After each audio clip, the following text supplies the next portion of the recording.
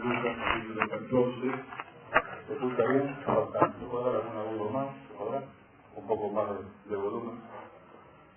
Para estas meditaciones que venimos haciendo los días domingos, estos requisitos que decíamos fueron dados por el Señor, no para ser salvos, sino para ser siervos. Esto es muy importante decirlo una y otra vez, porque Dios ha dado estos requisitos no para que los hombres sean salvos, sino para que los salvos seamos siervos.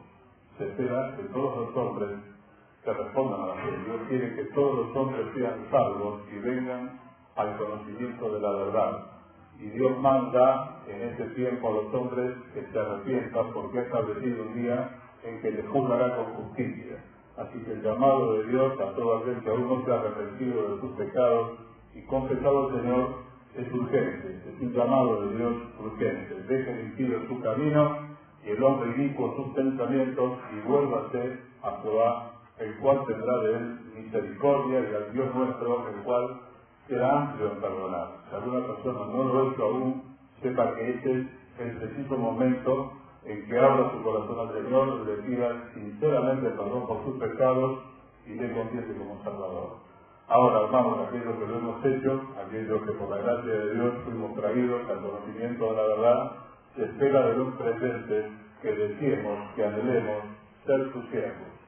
Todos aquellos que por la gracia de Dios hemos vuelto a nacer a una vida nueva, por la gracia del Señor Jesucristo, se espera de nosotros el anhelo, es un sentir espiritual de corazón, querer ser sus siervos. Por eso estamos mirando estos requisitos que el Señor pusiera, volvemos a decir, no para ser salvos, sino para que los salvos podamos ser sus siervos. El primero tenía que ver con los aspectos del siervo de Dios, el segundo tenía que ver con su propia voluntad, algo tan difícil como negar nuestro propio deseo por tomar el deseo del Señor, algo muy difícil, pero posible en la gracia de Dios, la meta del siervo de Dios, la voluntad de Dios para que Dios se le siga. Y el tercero lo vamos a leer este domingo, y dice así, 14:33 de Lucas, concluye el Señor este mensaje diciendo: así pues, cualquiera de vosotros que no renuncia a todo lo que posee, no puede ser mi discípulo. Así pues, cualquiera de vosotros que no renuncia a todo lo que posee, no puede ser mi discípulo.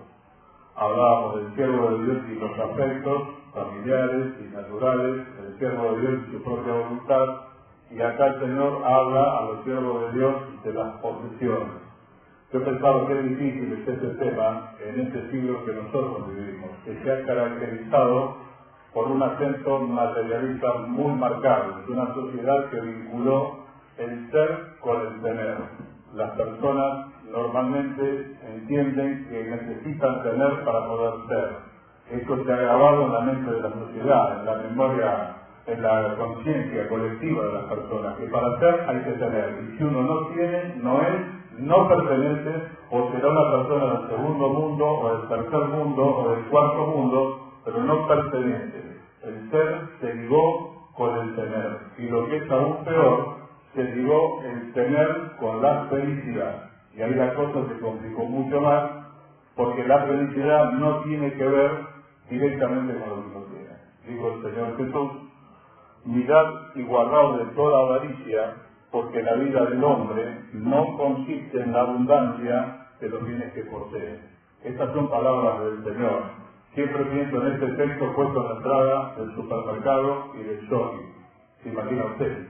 Todo el consumismo está puesto para el otro lado, y el Señor dice: guárdense de toda avaricia, porque la vida del hombre no consiste en la multitud de los bienes que posee. La vida del hombre es mucho más importante y pasa por otro lado. Pero esta sociedad consumista en la que nosotros vivimos ligó el ser con el tener y el tener con la felicidad. Y es una gran equivocación que hace a los hombres correr tras el viento. Y dice Proverbios: has de poner tu esperanza en las riquezas, siendo estas inciertas.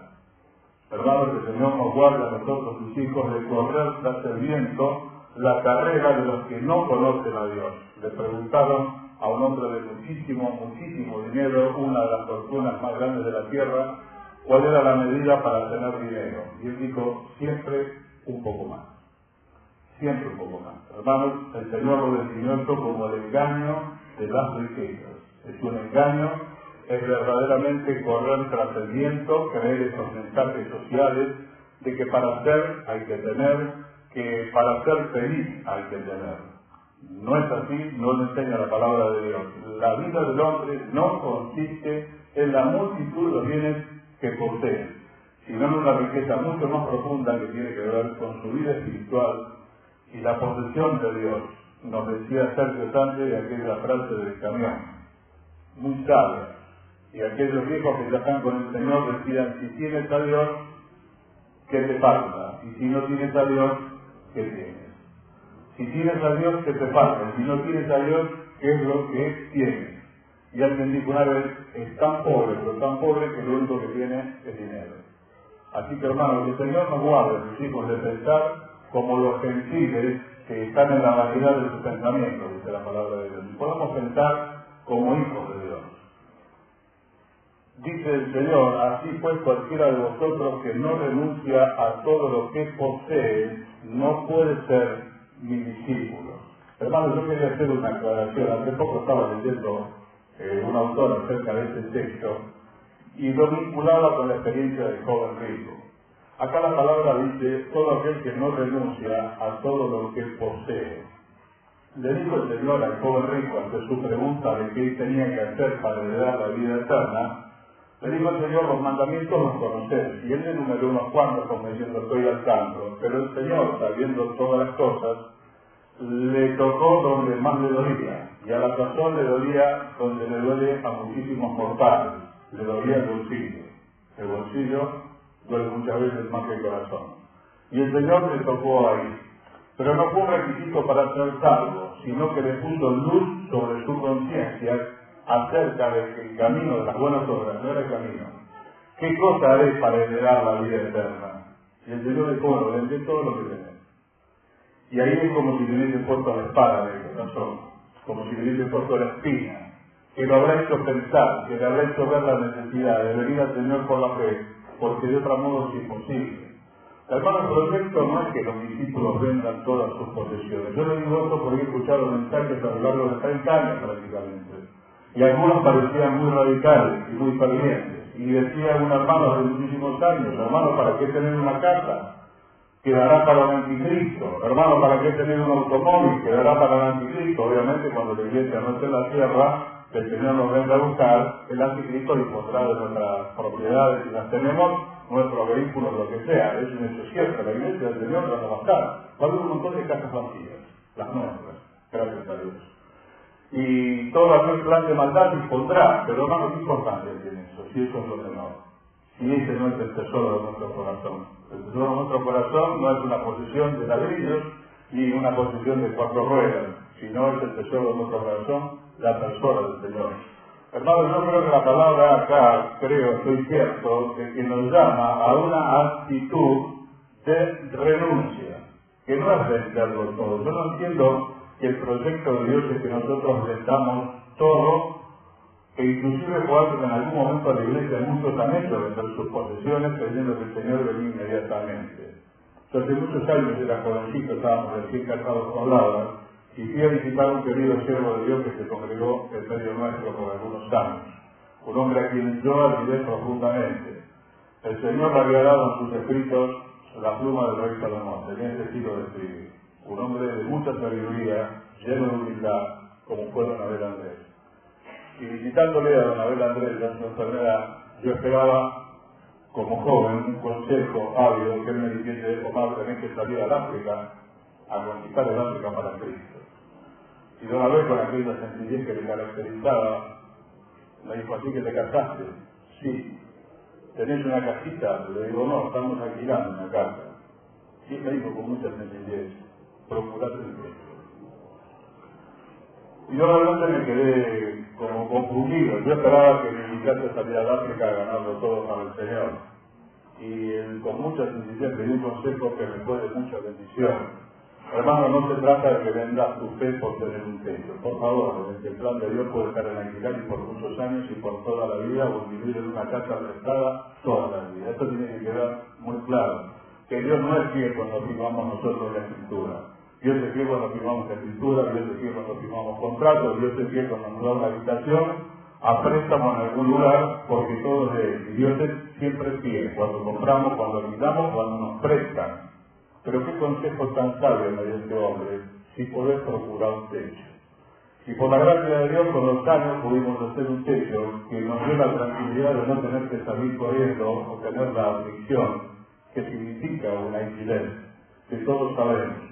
Y también libertad para poder servir al Señor. Se la quedará en Cristo el día de mañana. Bueno, hermano, puede hacer cualquier lo que quiera. A nosotros nos ha servido, nos sirve, le damos gracias a Dios. Permitió que Laura criase los hijos y que tuviese una libertad mayor para servir al Señor. Así que, hermanos, creo que tenemos que tener un equilibrio santo, que no se trata de salir a venderlo todo, sino de tener una actitud de renuncia hacia lo material. Dijo alguien una vez que ponerle el título de propiedad en la mano al Señor.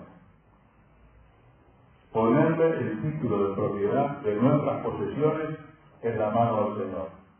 Lo que somos y tenemos solo nuestro, en el cantamos, bueno, hermano. Renunciar a todo es permitir que Dios sigue tu nivel económico y el mío. Dios nos ha comprado juicios por precio, dice la palabra de Dios. La iglesia que Él compró con su sangre. Así que lo que somos y tenemos verdaderamente es nuestro en Él. Y cuando renunciamos es cuando decimos, Señor, lo que somos y tenemos es nuestro en vos. Lo que está, lo recibí de tu mano. Disponer y estar dispuestos a que Dios fije nuestro nivel económico. Ahora, hermano, yo te pregunto, ¿estamos dispuestos a que Dios fije nuestro nivel económico? El discípulo deja de ser dueño para pasar a ser mayordomo. Son dos cosas distintas. Una cosa es ser dueño. El creyente normalmente es dueño. El discípulo es mayordomo. Administra algo que él sabe que no le pertenece, que le pertenece al Señor. La ropa que tiene puesto y la vida que late en su corazón. Lo que somos y tenemos es nuestro en Él. Ahora, hermano, ¿estamos dispuestos a servir al Señor y que Él fije nuestro nivel económico? Yo lo repito, creo que si Dios nos permite y podemos tener un techito propio, por muy sencillo que sea, creo que haremos bien. Creo que fueron muy sabias las palabras de Don Abel. Ahora, hermano, nuestra meta no es esa. Esa no es la meta de nuestra vida. Esa es la meta de todas las personas que no conocen al Señor. ¿Qué se espera de los discípulos? Poner al Señor en prioridad. Ahí está el profeta Elías, alimentado por una mujer viuda, extremadamente pobre, y pasando toda una situación que le tocó atravesar por servir al Señor. Se fue tomando el agua del arroyo y esperó que le trajesen carne, los cuervos cada día. Y esta fue su situación por mucho tiempo, porque su prioridad son los negocios del Padre.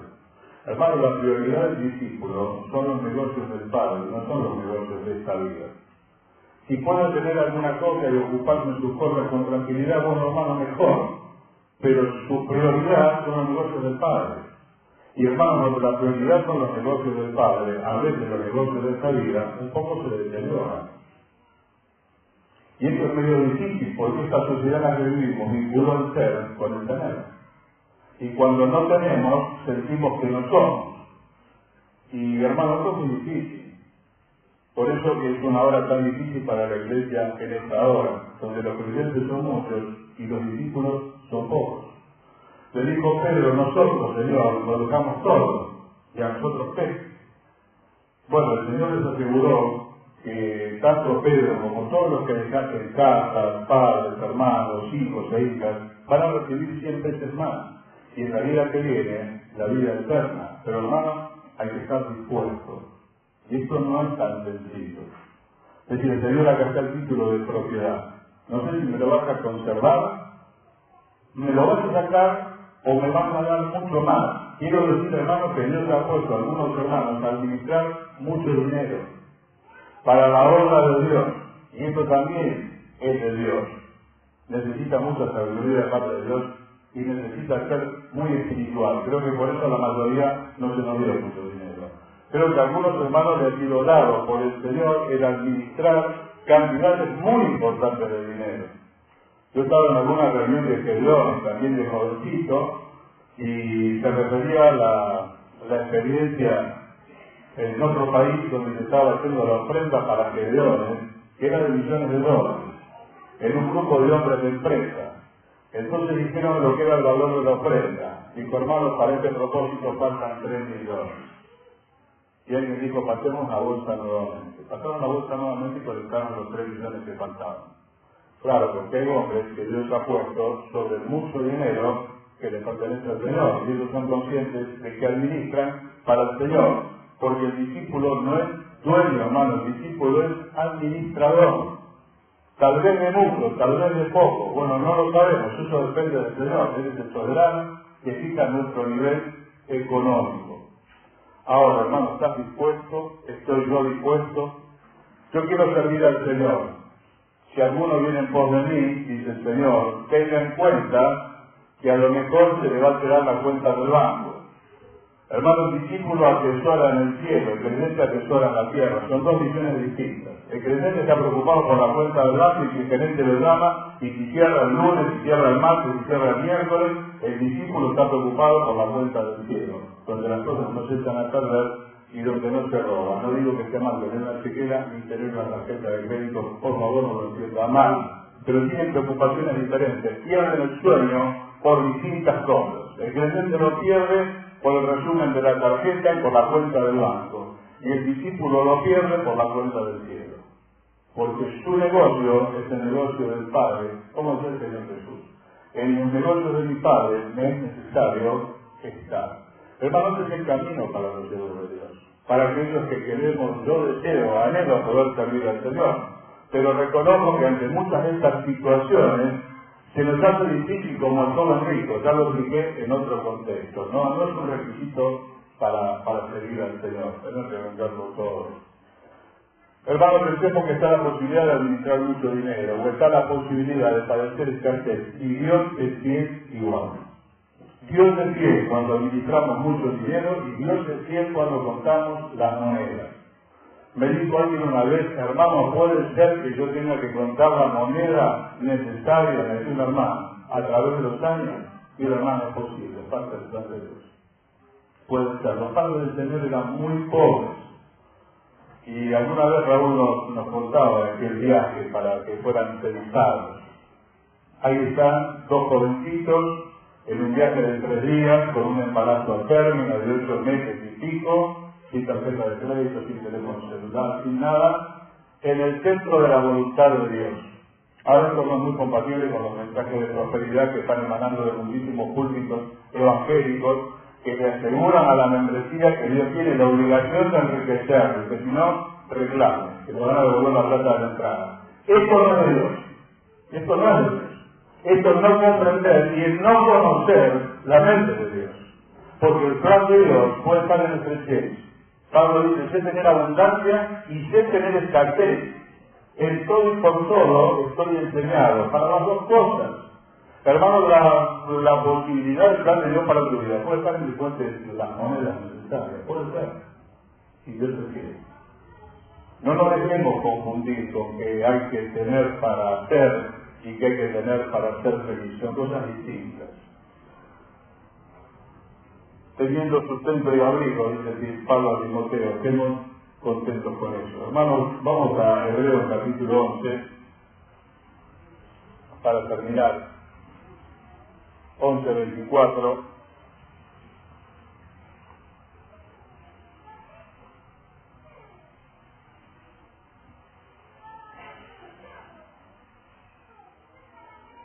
Dice, por la fe Moisés, hecho ya grande, rehusó llamarse hijo de la hija de Faraón, escogiendo antes ser maltratado con el pueblo de Dios que gozar de los deleites temporales del pecado, teniendo por mayores riquezas el vituperio de Cristo que los tesoros de los egipcios, porque tenía puesta la mirada en el galardón.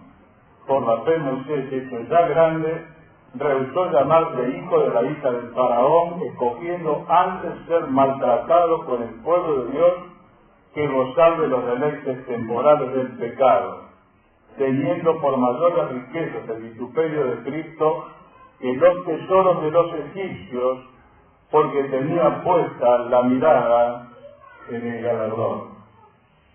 Hermano, una cosa es ser pobre y no tener opción. Puede que me pase lo de la zorra que dijo, después de todo las uvas están verdes, no me interesan tanto. Lo que pasa es que no las podía alcanzar. Otra cosa es tener y renunciar. El Señor, siendo rico, se hizo pobre. Yo a lo mejor soy pobre porque no me queda opción, es otro tema, y no necesariamente es espiritual. El Señor, siendo rico, se hizo pobre. Y Moisés, teniendo la posibilidad de ser el hijo de la hija del faraón, renunció para ocupar un lugar con el pueblo de Dios en el desierto, el vituperio de Cristo. Hermano, esa es la renuncia. La renuncia es elegir, la renuncia es la posibilidad lícita de tener un montón de cosas, como la tenía Moisés. Era lícito, lo había practicado la hija del faraón. Podía haber sido un general muy importante en Egipto, pero prefirió el pueblo de Dios y los vituperios de Cristo. Ahora, el otro día estaba viendo una documental, no saben bien cuál es la momia del faraón. Hay una cantidad de momias que hay en el Cairo llenas de tierra, no saben bien cuál es la del faraón que estuvo delante de Moisés. Pero nadie tiene duda de quién es Moisés en todas partes del mundo, porque Dios honra a los que le honran. Y nadie que haya dejado cabra, padre, madre, hijo, lo que sea por mí, no va a recibir 100 veces más. Gran ganancia, decía Pablo, es la piedad acompañada de contentamiento. Y hermanos, es una bendición enorme renunciar. Es un verdadero acto espiritual. Porque, lo repito, la otra es ser pobre sin opción, no tengo nada que decir. Ahora, tenerlo y dejarlo realmente es espiritual. Y Dios honra a los que le honran. Es una decisión voluntaria, hermano, nadie te obliga. Moisés eligió y Dios lo honró. Nadie se acuerda del faraón, todo el mundo se acuerda de Moisés. Hasta nosotros que no le conocimos, le tenemos muy presente y Dios dejó un registro muy abundante de su vida en las palabras de la Biblia. Hermano mío, quiero terminar diciéndote, alguna vez lo he dicho, el diablo es un gran proveedor, tengamos cuidado. El diablo es un gran proveedor. ¿Qué significa eso? Le dijo al Señor en Mateo 4, terminando la tentación, llevándolo a un lugar muy alto, mostrándole los reinos del mundo, todo esto te daré, si postrado me adorarás. A lo cual el Señor le respondió que solamente al Señor se había de adorar. Ahora, hermano, el diablo tiene esta posibilidad, se lo ofreció el Señor. ¿Lo hará con nosotros? En una ocasión tenía a Abraham de rescatar a su sobrino, y salió el rey de Sodoma y le dijo, dame las personas y toma para ti los bienes. Yo creo que, hermano, ese es el pensamiento del diablo. Nos quiere meter plata en los bolsillos, a muchos, y tenernos bien entretenidos. Hermano, el buen pasar es de Dios cuando yo puedo seguir teniendo a Dios en el lugar en que le tenía antes. Mirá qué buena situación, qué bendición. Dejó de congregarse, dejó de servir al Señor, dejó de leer, dejó de orar. ¿Cuál es la bendición, hermano? ¿Cuál es la bendición? Que ya no ora para pagar la luz o el gas. ¿Cuál es la bendición? Le salió demasiado cara la bendición. Si la bendición del bienestar, como se ha hablado, porque ya nadie habla de la riqueza, habla de buen pasar. Si la bendición del buen pasar es haber tenido que dejar al Señor, hermano, el buen pasar no sirve. Mejor es un día en tus atrios, dice el salmista, que ir fuera de ellos. Escogería yo estar a la puerta de la casa de Dios antes que morar en la morada de maldad. Hermano, ¿para qué sirve la riqueza si el Señor no está en el medio? El bienestar puede ser de Dios. Y es de Dios cuando yo puedo seguir teniendo al Señor en el lugar que lo tenía antes. Hermanos, el Señor nos saluda. Si nos confía dinero, nos dé la sabiduría para administrarlo. Yo llevo conmigo la oración de Agur, Proverbios capítulo 30. Señor, no me dé pobreza ni riqueza, mantenerme el pan necesario, No me des mucho, no sea que me olvide, y no me des poco, siendo que robe y blasfeme tu nombre. Manténme el pan necesario. Teniendo sustento y abrigo, hermanos, estemos contentos con eso. ¿Qué es la renuncia? Poner a disposición del Señor lo que tengamos. Y esperar que el Señor fije nuestro nivel económico, que puede ser más alto que el que tenemos, ¿verdad? Tranquilamente, hermanos, tranquilamente. Si Dios te da esta posibilidad, puede ser de Dios. Pero siempre, hermanos, recordemos esto. Si llega la situación, será de Dios si podemos seguir teniendo a Dios donde lo teníamos antes. Y para eso tuve que renunciar a mi fe, el bienestar me salió carísimo y el diablo me llenó los bolsillos y me sacó del medio. Yo lo deseo para mi vida. Y hermano, creo que es el deseo del corazón de Dios para todos nosotros, que seamos así sus discípulos.